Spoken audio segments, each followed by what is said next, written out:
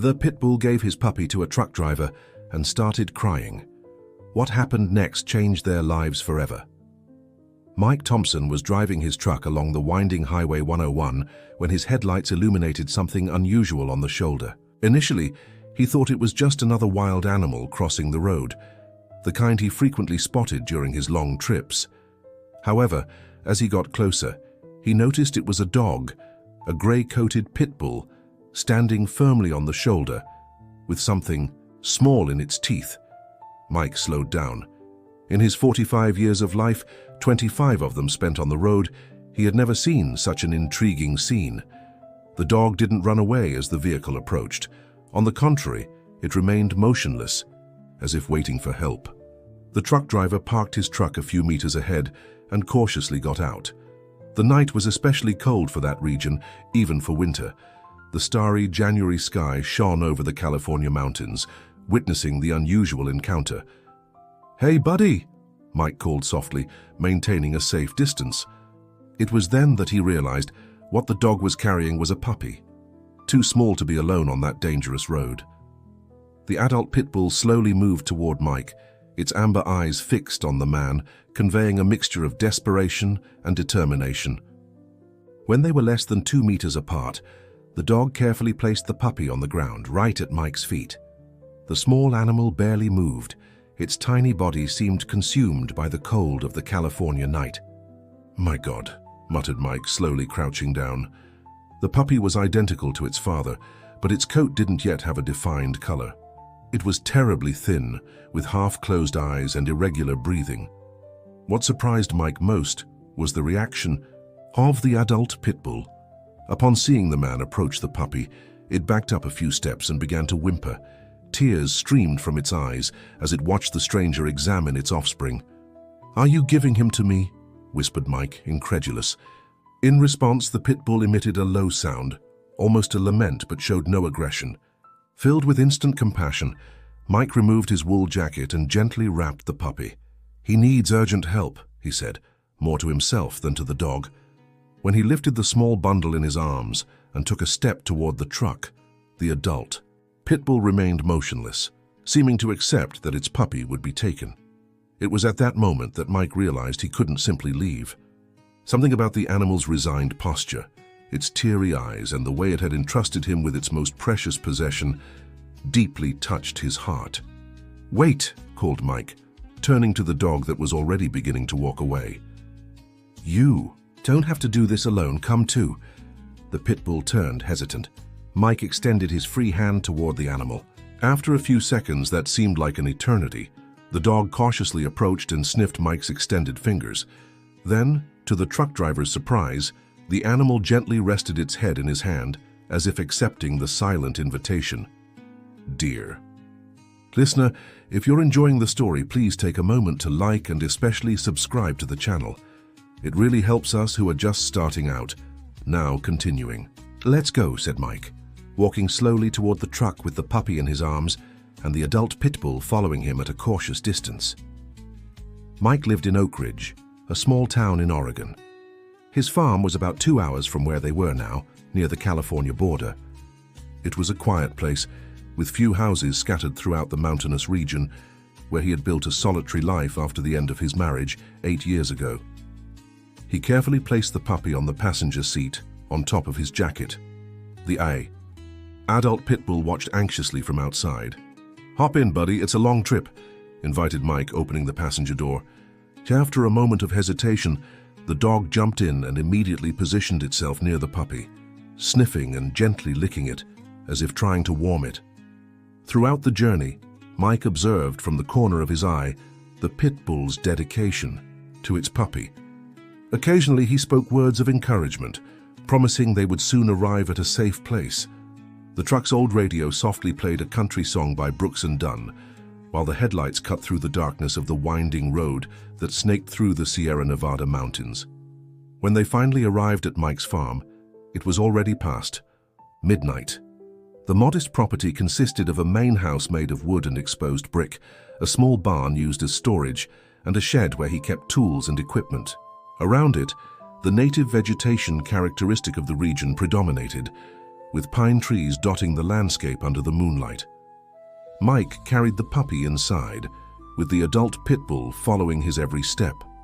The house was simple but cozy.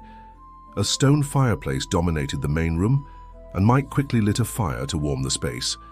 In a corner of the room there was an improvised bed for Duke, his old mixed-breed dog who had died 3 months earlier, leaving a void that Mike had not yet been able to fill. "I think you guys can use this," he muttered, settling the puppy on the old but clean padding. The adult pit bull immediately lay down next to the puppy, enveloping it with its body, offering warmth and protection.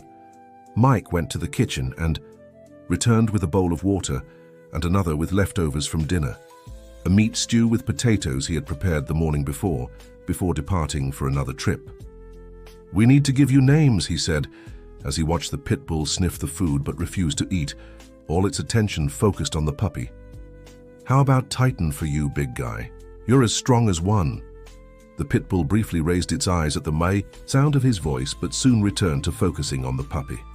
"And the little one can be Sunny, because everybody needs a little light in their life," added Mike, remembering the small golden spot he had noticed on the puppy's forehead, almost imperceptible beneath the dirt. Mike stayed awake all night, monitoring the two. The puppy, now called Sunny, seemed extremely weak, his irregular breathing causing great concern. Titan didn't sleep for an instant, remaining vigilant beside his offspring, occasionally licking the little one's muzzle, as if trying to encourage him to keep fighting. When the first rays of sunlight penetrated through the house windows, Mike made a decision. "We need to take him to a vet, Titan. He needs professional help." As if understanding every word, Titan immediately stood up, ready to leave.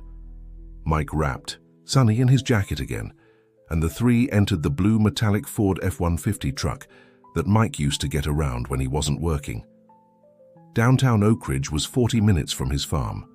Mike knew a veterinary clinic near the farmer's market, where he had taken Duke a few times. He drove as fast as prudence allowed on the dirt roads, and later on the asphalt that led to town. The St. Francis Veterinary Clinic opened at 7 in the morning, and it was only 10 minutes until then when they arrived. Mike parked haphazardly in front of the establishment and waited anxiously, with Sunny in his arms and Titan at his side, visibly agitated. Dr. Sarah Johnson, a young veterinarian in her early 30s, with brown hair tied in a casual ponytail and compassionate green eyes, arrived punctually at 7. She was surprised to find Mike and the two pit bulls waiting at the entrance. "Mike, what happened?" she asked as she unlocked the door. She knew the truck driver from Duke's appointments and had heard about his passing months ago. "I need urgent help, Dr. Sarah. I found these two on the road last night. The puppy is very sick," he explained quickly, following her into the clinic. Sarah led them directly to the examination room. As Mike placed Sunny on the stainless steel table, he noticed that Titan was extremely tense, his muscles rigid and eyes fixed on every movement of the veterinarian. Concerned about a possible aggressive reaction, he gently touched the dog's head. "Easy, buddy. She's going to help Sunny. Trust me," he whispered. To everyone's surprise, Titan showed no aggression, only concern. When Sarah began examining the puppy, the adult pit bull put his front paws on the table to better observe, whimpering softly. "Is he the father?" asked Sarah, impressed by the animal's protective behavior. "I believe so. He literally handed the puppy to me on the road and then started crying." "I've never seen anything like it," replied Mike, still moved by the memory. Sarah performed a thorough examination, checking the puppy's vital signs, temperature, gum condition, and hydration. "He's severely dehydrated and malnourished. He also shows signs of hypothermia. How many weeks do you think he is?" Mike shrugged. "I have no idea. They appeared out of nowhere. Based on his development, I'd say between 5 and 6 weeks, too young to be without his mother," said Sarah, preparing an injection. "I'm going to administer subcutaneous fluids to hydrate him quickly, and also a medication to stabilize his body temperature."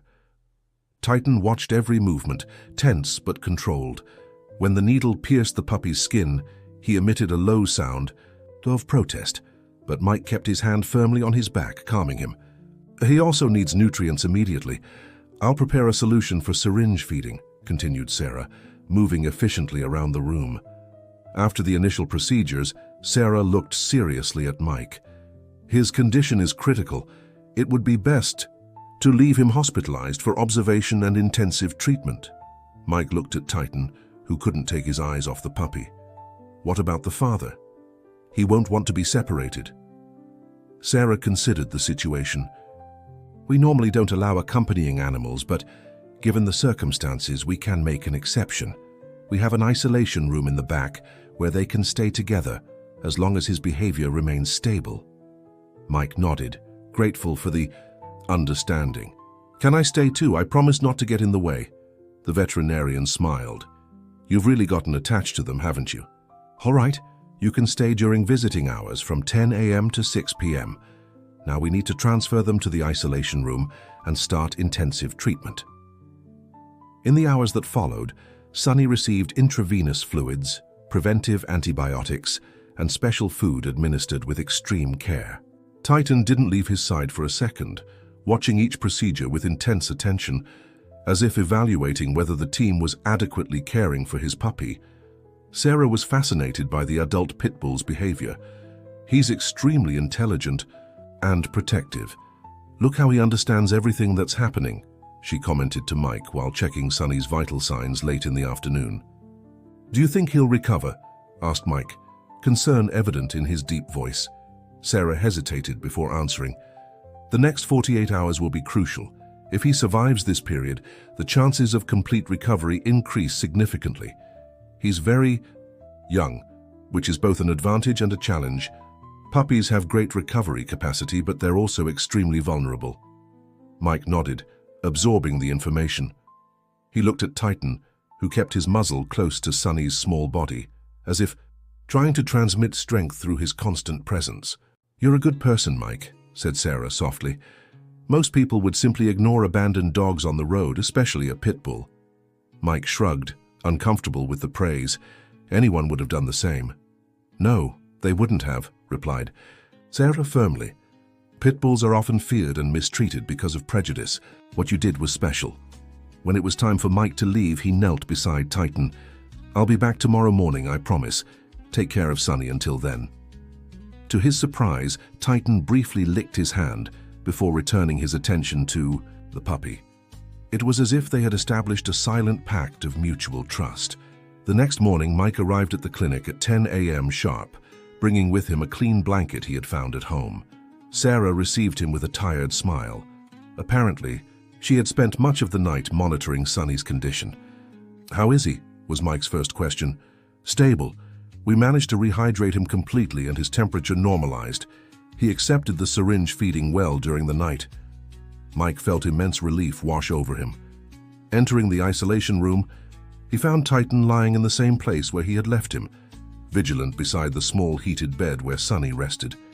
The adult pit bull immediately raised his head upon sensing his presence, recognition evident in his amber eyes. Good morning, buddy. I brought something more comfortable for you guys, said Mike, showing the blanket. Titan allowed him to replace the clinic's blanket with the one brought from home, which probably carried the familiar smell of the farm. Has he eaten anything? Mike asked Sarah, pointing to Titan.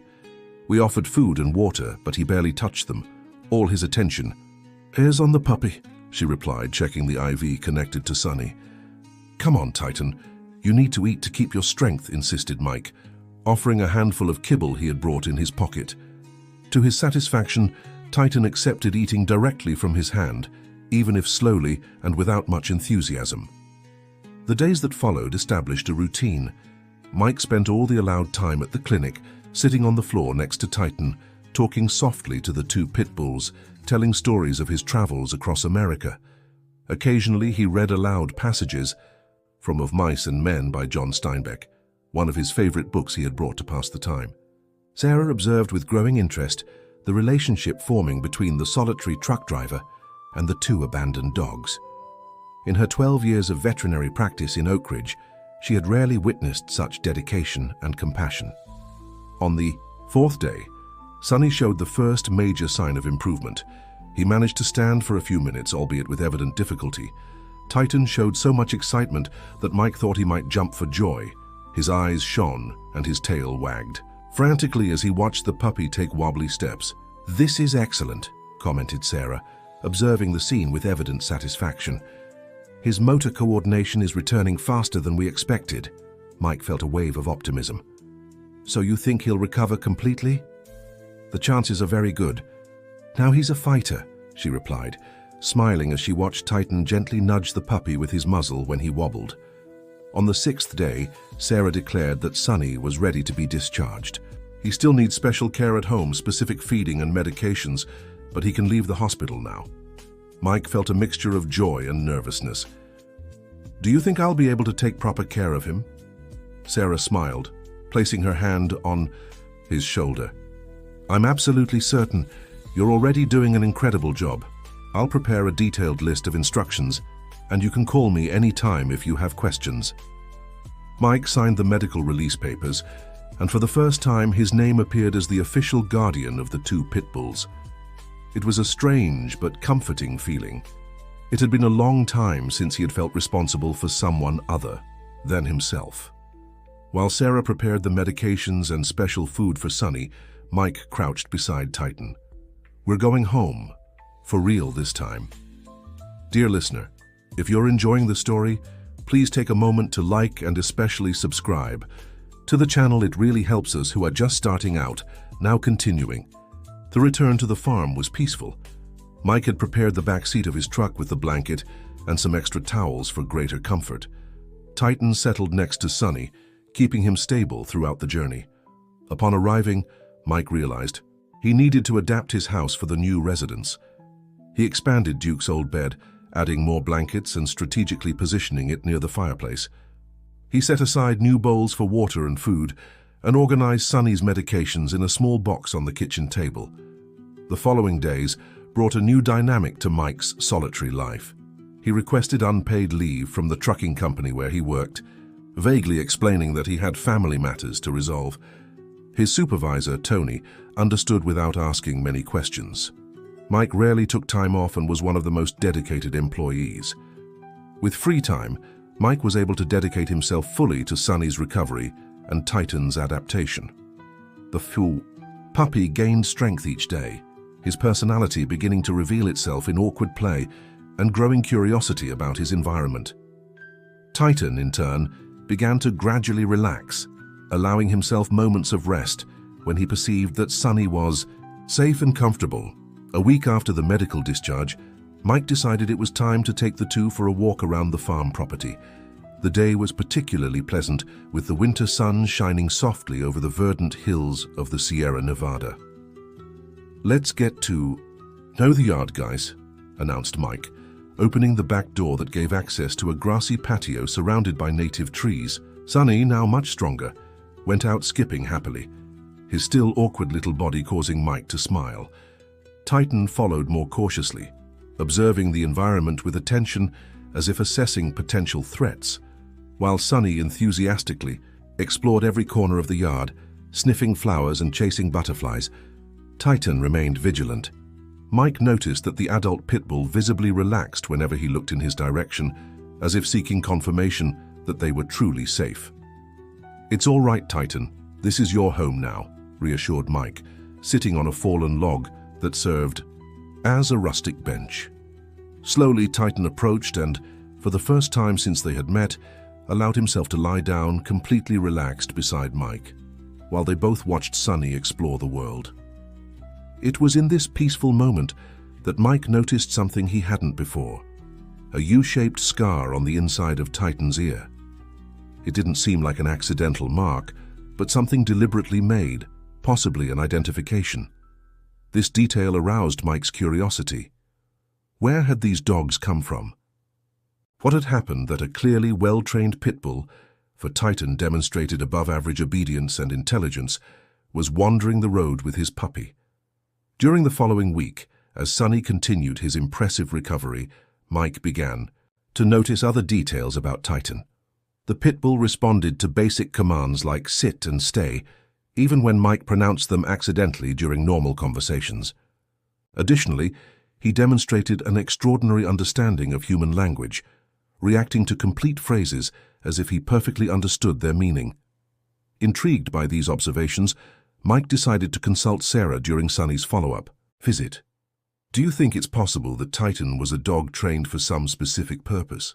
he asked, while the veterinarian examined the now much more active and healthy puppy. Sarah raised her eyes, interested. "Certainly. Pit bulls are extremely intelligent and respond very well to training. Why do you ask?" Mike explained his observations and mentioned the scar on Titan's ear. That's interesting," commented Sarah, approaching to examine Titan's ear, which he allowed without resistance. "This mark could be an identification from a kennel or organization. Would you mind if I took a photo and consulted some colleagues?" Mike hesitated briefly. With impressive precision, the adult pit bull carefully descended the less steep side of the ravine, positioned himself next to the puppy, and began to gently push him with his muzzle toward a point where the climb would be easier. Mike ran to them, but by the time he arrived, Titan had already guided Sunny back to safety. The incident, although brief, was a clear demonstration of the pit bull's instinctive rescue skills. "You really are a rescue dog, aren't you?" muttered Mike, stroking Titan's head while watching Sunny shake himself off, already recovered from the scare and ready for new adventures. On the morning of the scheduled meeting, Mike dressed more carefully than usual. He chose a blue plaid shirt that he kept for special occasions, and even put some cream in his graying hair that he normally left disheveled. He had bathed Titan and Sunny the day before, ensuring they looked presentable. Sarah's clinic had reserved a special room for the meeting. When Mike arrived with the two pit bulls, Captain Robert Adams was already waiting. He was a man of approximately 50 years, military posture evident even in civilian clothes, grey hair cut short, and a face marked by frequent exposure to the sun. Upon seeing Titan enter the door, Captain Adams visibly paled. "My God, it is him," he whispered, his voice choked with emotion. Titan, in turn, showed immediate recognition. His ears perked up attentively, and his tail began to wag slightly, not with the exuberance he showed with Mike and Sunny, but with a contained, almost professional respect. "Rocky," the captain called softly, extending his hand in a specific gesture. Immediately, Titan approached and sat down, eyes fixed on the man in perfect readiness position. Mike felt a tightness in his heart. There was no doubt. Titan and Rocky were the same dog, and he clearly recognized his former instructor. "It's a miracle," said the captain, kneeling to better examine the animal. "We searched for him for weeks. The landslide area was extensive, the terrain extremely dangerous. When we found no sign, we presumed the worst." Sarah, who was watching the meeting, asked what everyone wanted to know. How could he have survived and appeared so many months later, hundreds of miles away? Captain Adams respectfully stroked Titan's neck. "Rocky was always exceptional, even among the elite dogs. His intelligence and survival instinct are extraordinary." Looking at Sunny, he added, "And from what I understand, he had a very special motivation to survive." "About the puppy," intervened Mike, feeling the need to protect Sunny. "Does he also belong to the program?"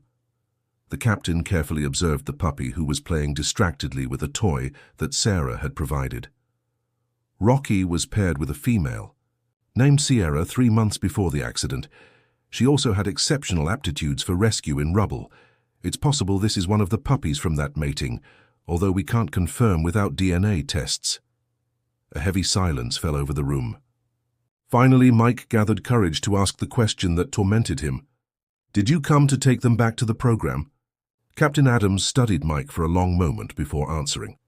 "The KSAR program invests years and significant resources in training each dog. Rocky, in particular, is one of the best we've ever had." He paused before continuing. "That said, there are several factors to consider. Rocky's age, he's almost 6 now, the trauma he must have suffered in the accident, the time away from training." Mike waited anxiously, feeling there was more. "Besides," continued the captain, "there's the bond that has clearly formed between you. Separating a dog from his chosen human can cause significant psychological damage, something we take very seriously in the program." Sarah gently intervened. "What would be the standard procedure in a situation like this, Captain?" Robert Adams sighed. "There is no standard procedure for miracles, Doctor. We've never had a missing dog reappear months later, having survived." On his own and even saved a puppy. Turning to Mike, the captain asked, "Mr. Thompson, would you be willing to bring Titan, for an evaluation at our training center in Portland? Not to necessarily reintegrate him into the program, but to assess his condition and perhaps discuss other possibilities." Mike hesitated, but something in the honest look of the military man made him agree.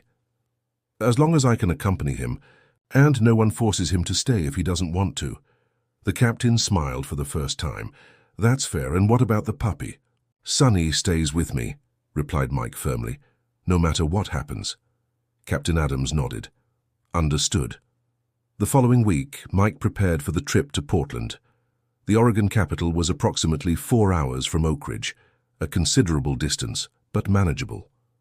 Part of him feared discovering that Titan belonged to someone who could claim him, but another part knew the pit bull deserved to have his story known.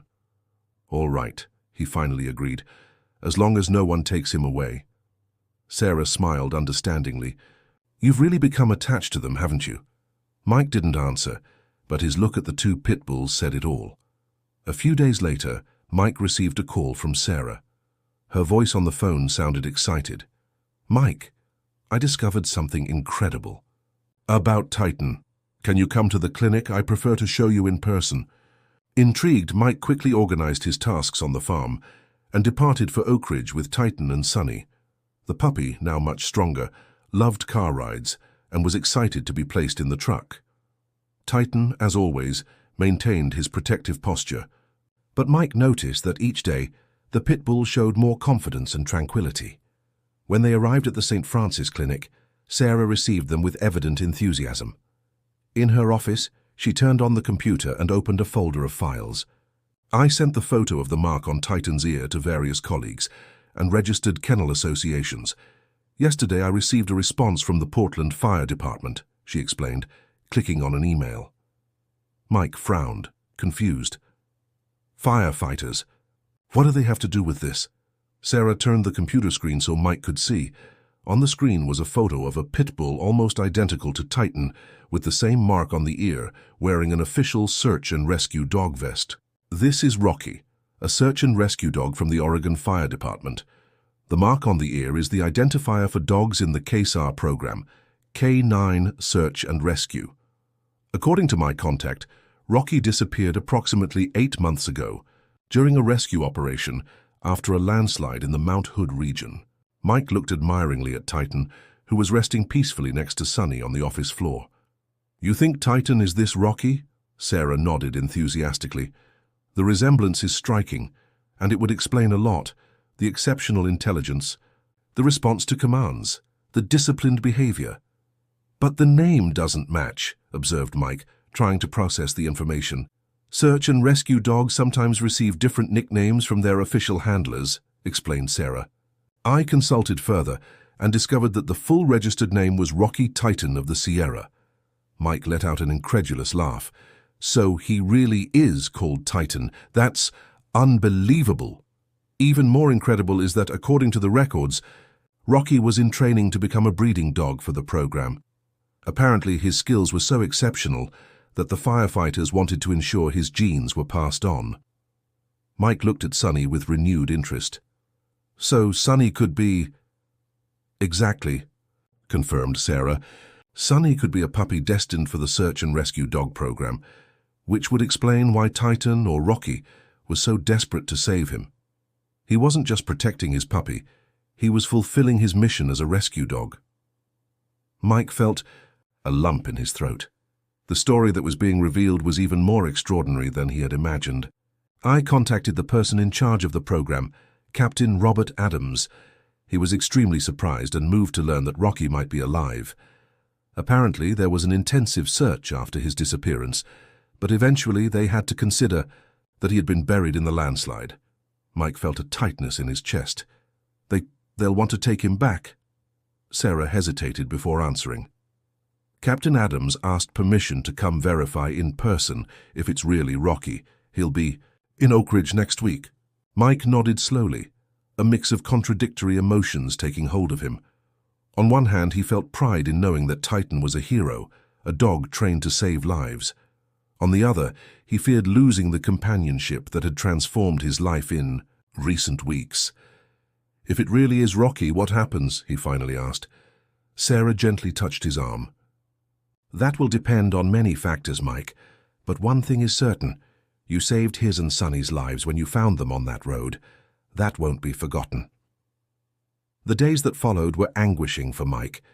He continued his routine on the farm, with Titan and Sonny, but each moment was now colored by the possibility of separation.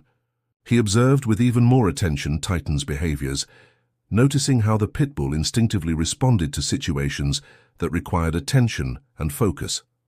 One afternoon, while Mike was repairing a fence at the boundary of his property, Sonny began to explore a more distant area where the terrain became steeper. In a moment of inattention, the puppy slipped and fell into a small natural ravine, not very deep, but enough to leave him trapped and frightened. Before Mike even realized what had happened, Titan was already in action. Sarah kindly offered to care for Sonny during their absence, as the evaluation process could be stressful for a puppy still developing. The temporary separation was visibly difficult for Titan. He was reluctant to enter the truck without Sonny, repeatedly looking at Mike as if asking if they were abandoning the puppy. "He'll be fine, Titan. We'll pick him up in 2 days, I promise," assured Mike, moved by the pit bull's loyalty. The trip to Portland was smooth.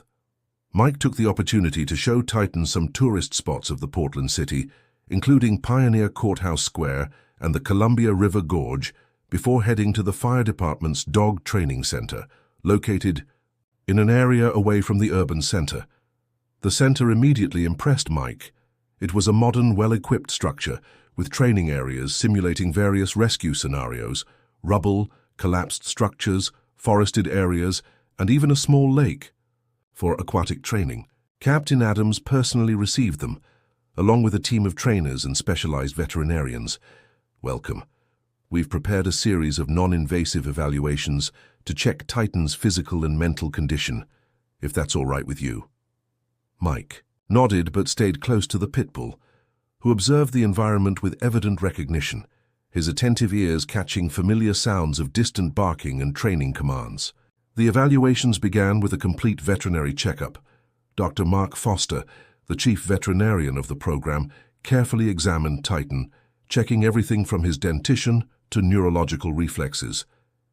"He's in excellent physical condition, considering everything he must have gone through," concluded the veterinarian, amazed. "Some new scars, mainly on the paws and left flank, probably acquired during the accident or in subsequent survival, but nothing that compromises his health or mobility."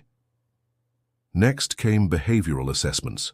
A trainer named Lisa led Titan through a series of basic commands, which he executed perfectly to everyone's admiration. "It's as if he hadn't spent a day away from training," commented Lisa, impressed. "The muscle memory and discipline remain intact." The test that most impressed Mike, however, was the rescue simulation. Under Captain Adams' command, Titan was taken to a structure that simulated a collapsed building. Hidden among the artificial rubble was a volunteer, emitting weak sounds as a real victim would. Without any hesitation, Titan entered the structure, nose in the air, catching scents. His movements were calculated and precise, avoiding unstable areas and navigating with confidence through the labyrinth of concrete and metal. In less than 3 minutes, he located the survivor, sat down near him, and emitted 3 short, precise barks, the standard signal for successful location. Captain Adams couldn't hide his emotion. Amazing. Absolutely amazing. At the end of the day, the entire team gathered to discuss the results. Mike sat in a chair in the corner of the meeting room, Titan resting at his feet, both exhausted from the long day of evaluations.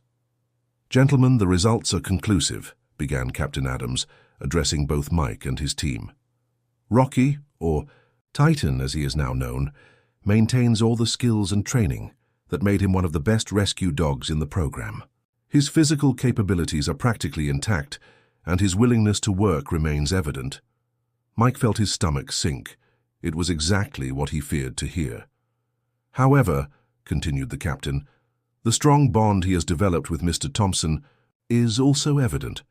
Our animal psychologist, Dr. Jennifer, carefully observed the interactions between them today, and concluded that there exists exceptional trust and loyalty. Dr. Jennifer, a middle-aged woman with curly hair and red-framed glasses, nodded in confirmation. Titan clearly sees Mr. Thompson as his primary human now. The way he seeks visual confirmation from him before executing commands from others, how he remains close even without explicit command, how he completely relaxes in his presence. These are all signs of a deep and genuine bond. Mike felt a ray of hope. Captain Adams placed his hands on the table, assuming a formal posture. "Mr. Thompson, I have a proposal for you. Before presenting it, I want to make clear that there is no obligation to accept it, and that we will respect your decision, whatever it may be." Mike straightened in his chair, apprehensive. "The Oregon Fire Department would like to propose a partnership. Instead of reintegrating Titan into the central program, I suggest an arrangement where he remains with you as his primary guardian, but participates in specific operations when needed, especially in regions near Oak Ridge."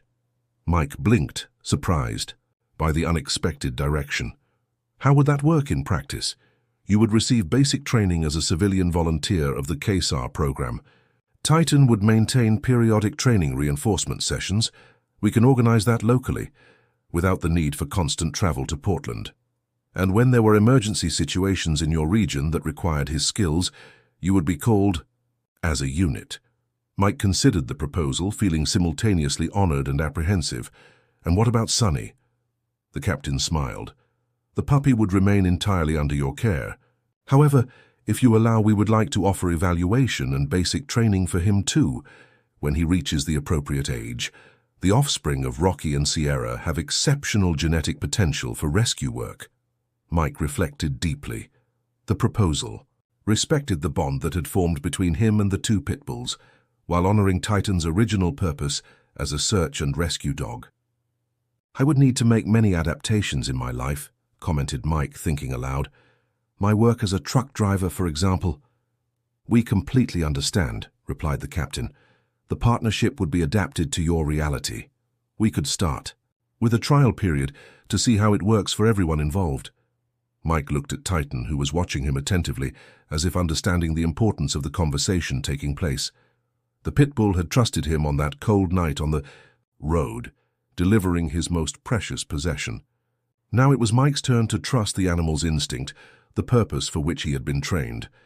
"I accept," he said finally. "Let's try." Dear listener, if you're enjoying the story, please take a moment to like and especially subscribe to the channel. It really helps us who are just starting out, now continuing. The following months brought significant changes to Mike Thompson's life. He renegotiated his contract with the trucking company, reducing his trips to regional routes that allowed frequent returns to Oak Ridge. He adapted part of his farm for training activities, building small obstacles and practice areas under the guidance of trainers from the KSAR program. Sonny grew healthy and strong, demonstrating each day more of the characteristics that had made his parents stand out in the search and rescue program. His natural curiosity, combined with a sharp intelligence and an athletic physique, confirmed what Captain Adams had predicted. The puppy had the genetic potential to follow in his father's footsteps. Mike began attending the Oak Ridge Fire Station weekly for specific training with Titan. The adult pit bull showed evident satisfaction in returning to the exercise routine for which he had been created, while maintaining his strong bond with Mike and Sonny. The first official call came 3 months after the agreement. Hal's 7-year-old child had gotten lost during a hike with his family in the Sierra Nevada mountains, in an area of dense forest. After 12 hours of fruitless searches by conventional teams, Captain Adams activated Mike and Titan. It was dawn when the phone rang. Mike answered, still drowsy, but fully awoke upon hearing the captain's deep voice. "Mike, we need you. A child has been missing since yesterday afternoon in the Eagle Creek region. Conventional searches have been unsuccessful, and the weather forecast indicates heavy rain in the next few hours." "We're on our way," replied Mike without hesitation. As he quickly prepared, Mike noticed that both Titan and Sonny were alert, as if understanding the seriousness of the situation.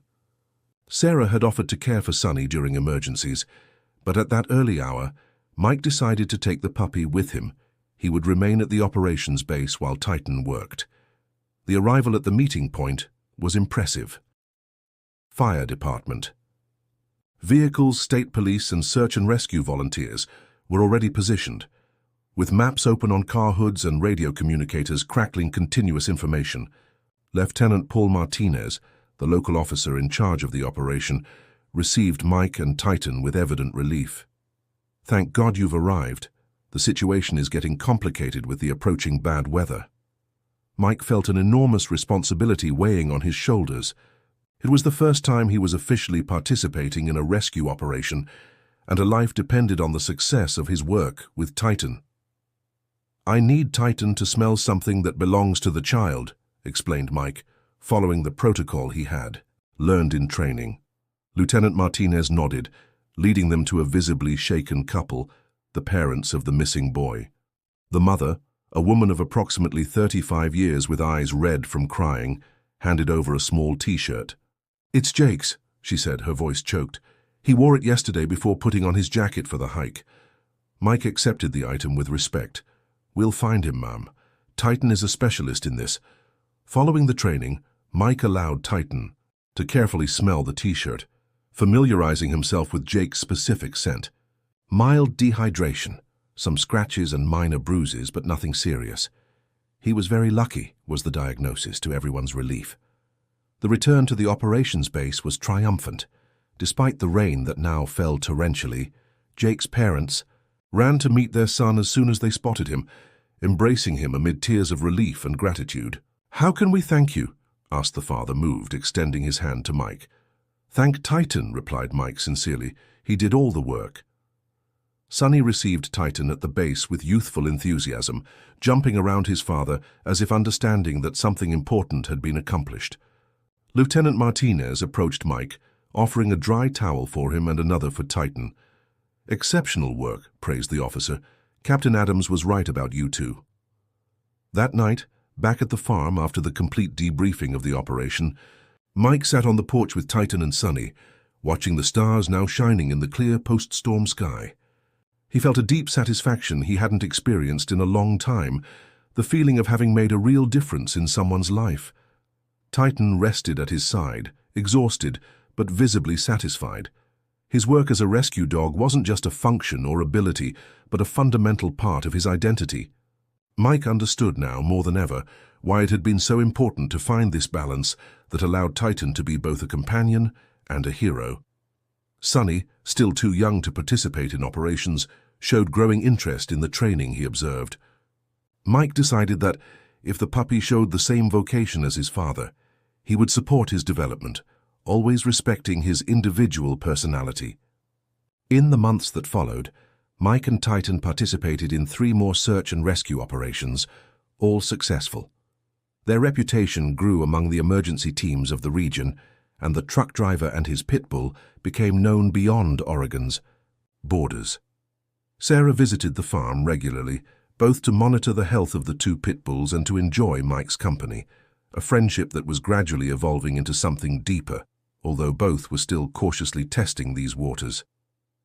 On a quiet spring afternoon, almost a year after the fateful encounter on the road, Mike received an unexpected visit. Captain Adams arrived without notice, accompanied by a woman Mike didn't know. "Mike, sorry to appear without calling first," said the captain after initial greetings. "This is Andrea Santos, a reporter for American Heroes magazine." The woman, approximately 40 years old, with short black hair and a warm smile, extended her hand. "It's a pleasure to finally meet you, Mr. Thompson.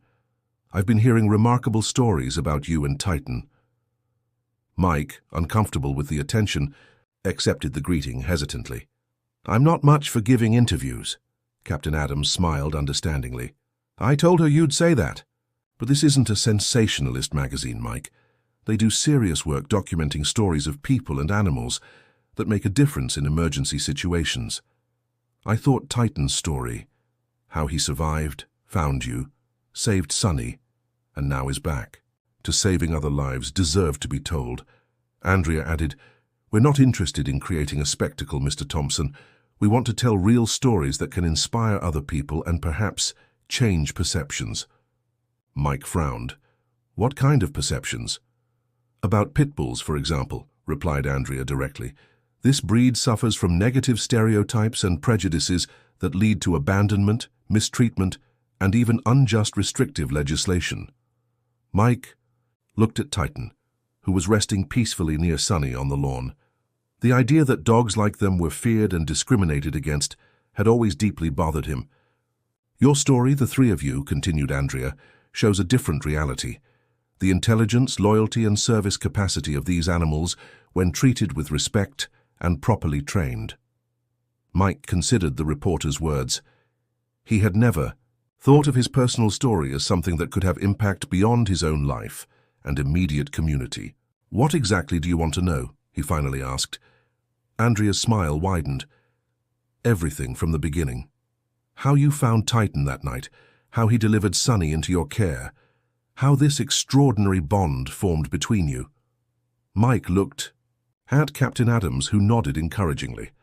Then he turned his gaze to Titan and Sunny, reflecting on the extraordinary journey they had shared. All right, he finally agreed.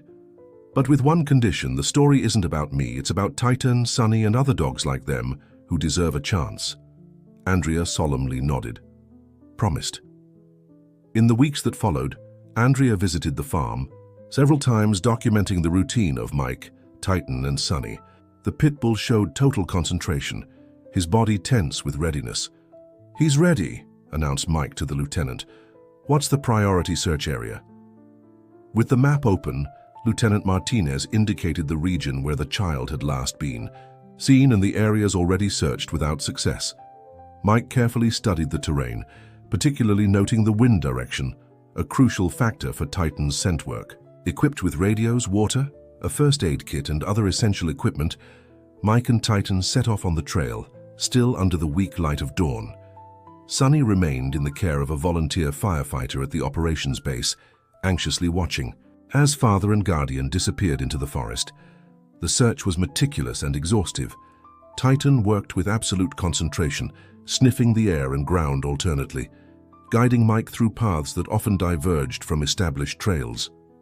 The trust between man and animal was evident. Mike followed Titan without questioning, even when the dog led them through increasingly steep and challenging terrain. After almost 2 hours of searching, raindrops began to fall, threatening to further complicate the operation. Mike knew that water could dilute scents, complicating Titan's work. Time was running out. It was then that the first significant change occurred. Titan, who had been following a relatively linear pattern, suddenly altered his direction, turning toward a steep slope covered with dense vegetation. His behavior visibly changed. Stiffer tail, completely erect ears, faster and more determined steps. He's caught something, muttered Mike, immediately informing the change of direction over the radio.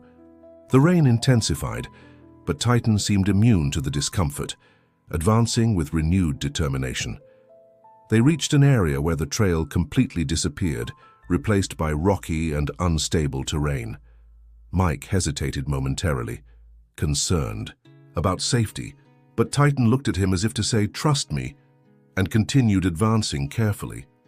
It was then that Mike realized where they were heading, a rock formation that created a small natural cave, almost invisible from the main trail due to the vegetation surrounding it.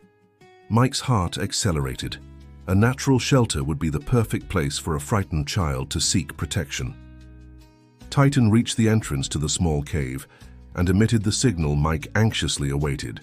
3 short, precise barks, the signal for successful location. "Jake?" called Mike, cautiously approaching the opening. "Jake, are you in there? We're..." From the rescue team. Initially there was only silence. Then a childish voice, weak but audible, responded, "Who's that dog?" The wave of relief Mike felt was indescribable. He quickly informed over the radio, "We found him. Repeat, we found Jake. He's conscious and talking. Send the medical team to the coordinates I'm transmitting." Approaching the entrance more closely, Mike finally could see the boy.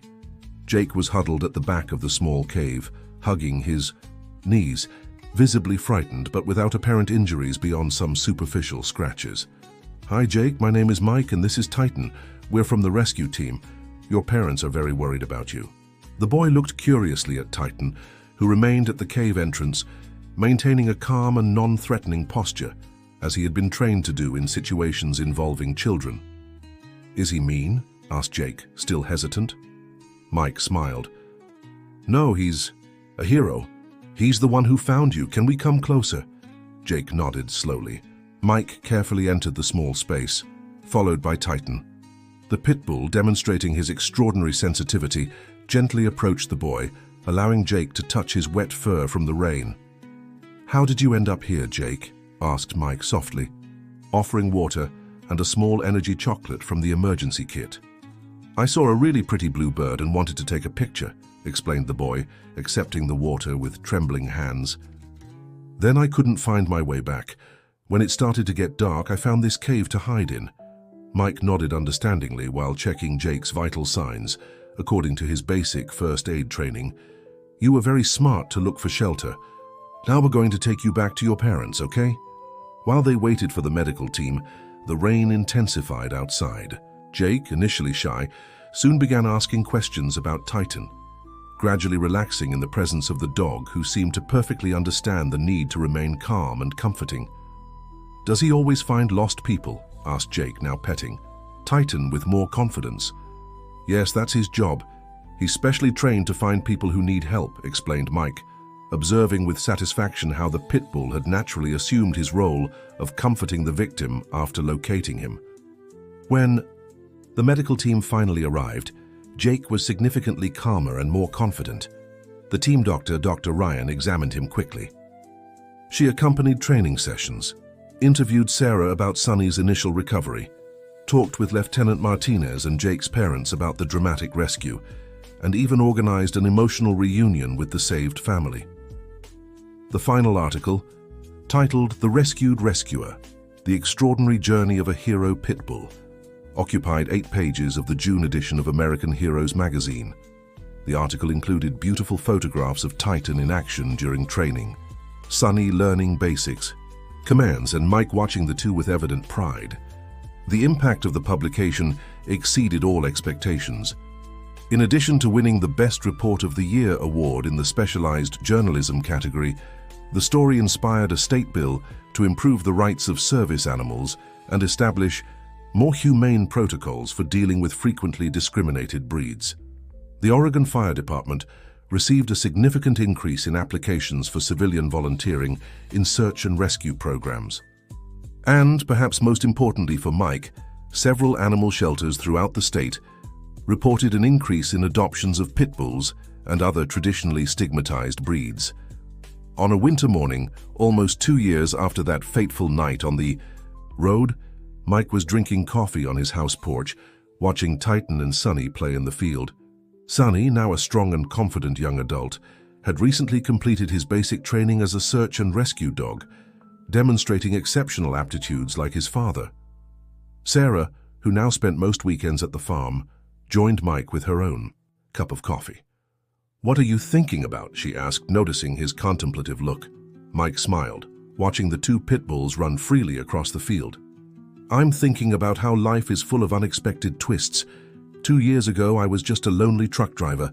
Now," he made a gesture encompassing the scene before them, the revitalized farm, the 2 healthy and happy pit bulls, her comfortable presence at his side. Sarah followed his gaze, understanding perfectly.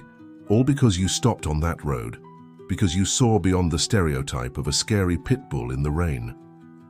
Mike nodded, vividly remembering the image of Titan that night, soaked, exhausted, desperate, but still trusting a stranger to save what he loved most. "No, all because Titan had the courage to entrust his puppy to a stranger, even when it must have broken his heart," Mike softly corrected. "He risked everything for love and trust." At that moment, as if sensing they were talking about him, Titan looked in their direction, briefly pausing his play with Sonny. His amber eyes, once full of desperation, now overflowed with serenity and contentment. "You know what impresses me most about this whole story?" continued Mike, as he watched the 2 pit bulls resume their play. "It's how we assume it's us, humans, who rescue animals. But the truth is, many times, it's they who rescue us." Sarah, smiled, intertwining her fingers with Mike's. In your case, I think it was a bit of both. Mike nodded, gently squeezing her hand. A perfect circle of mutual rescue. On the horizon, the sun began to rise above the Sierra Nevada mountains, casting a golden glow over the farm. It was a new day, full of possibilities for this unusual family, united by fate, courage, and an extraordinary act of trust on a dark road, when a desperate pit bull delivered his most precious possession to a stranger, and both found much more than they expected. The end of the story. So what did you think of this moving story? Do you think Mike made the right decision in becoming a partner with the fire department? Do you know any real cases of animals that performed extraordinary rescues? Share your opinion in the comments with sincere words. We're eager to read what you think. Don't forget to leave your like and especially subscribe to the channel so you don't miss other stories as moving as this one. Thank you for your company on this journey.